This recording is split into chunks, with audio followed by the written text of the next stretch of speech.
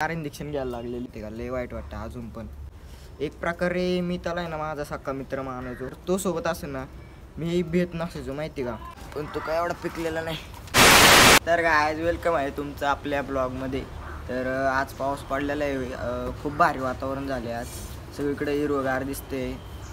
पावसाळा एकच सीझन आहे की ज्याच्यात आपल्याला आहे ना थंड थंड हवा, थंड वातावरण. हे पावसाळ्याच्या सीझनशिवाय आपण दुसरीकडे पाहू शकत नाही. मला आहे ना पावसाळा आवडतो, पण आहे ना पावसाळ्यात ते चिकचिकाट, ते गाळ रस्त्याला सगळ्या येणार, ते पाणी सगळं अंगा उडतं, ही एक गोष्ट मला पावसाळ्यातली आवडत नाही. नाही तर पावसाळा मग हा सीझन खूप भारी आहे. हे बघा इकडून बघा कसं गावात आले, त्यामुळे तुम्हाला दाखवतो.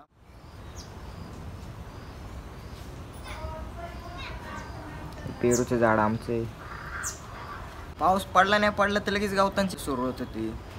आणि माझा बड्डे पावसाळ्याच्या सीझनमध्ये असतो, म्हणजे झाला आता 19 तारखेला होता, झाला. चला झाडाला पेरू आहे का बघून येऊ. इकडं तर नाही दिसत पण आतमध्ये आहेत.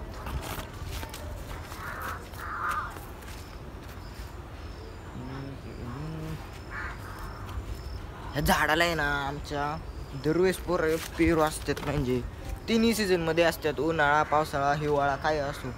आणि पेरू पण एवढे एवढे असे पेरू असतात माहिती का, लय मोठे असतात. इथे दिसतोय मला पिक्का, पण तो काय एवढा पिकलेला नाही. एक छोटं घेऊ आपण खाण्यापुरता. हा काढलेले असतील ना त्याच्यामुळे भेटत नाही. कावळ्यावरती खाऊन टाकते पेरू सगळे. इकडे तर नाहीच दिसत, आतमध्ये जर काढायचंच म्हटलं तर आतमध्ये जावं लागेल. आणि पाऊस पण आला इकडून भरून खूप, त्याच्यामुळं आता जाऊ दे. नेक्स्ट टाइम आपल्याला वेळ भेटला तर आपण नक्कीच पेरू काढू. आता तर काढला एक, पण जर नंतर वेळ भेटला तर आपण नक्की पेरू काढू. पावसाचं वातावरण बघून गावाकडचे आठवण झाली, कारण का गावाकडे पावसाच्या या वेळेस म्हणजे ह्या नाही म्हणजे थोड्या दिवसांनी भात लावणे, भात काढणे ही प्रक्रिया सुरू असते. आपण तुमच्यासाठी एक ब्लॉग बनवू, म्हणजे एक दिवशी आपण गावाला जाऊ. मी तिकडे गेल्यावरती तुम्हाला सांगतो कसं भात लावतात, कसं भात काढतात. व या टायमाला आम्ही खेकडी वगैरे पकडायला जातो, ते सुद्धा तुम्हाला आपण त्या ब्लॉगमध्ये दाखवू. परंतु जर त्यावेळेस तेवढा पाऊस पडला असेल तर, आणि जर भात काढण्याचं किंवा लावणीचं सीझन असेल, आपल्या ब्लॉगमध्ये एक मेंबर आला आहे इकडे, हे बाग चावलेला मला. याच्यामुळं मला 4 इंजेक्शन घ्यायला लागलेली, म्हणजे 5 होती पण 4च घेतली.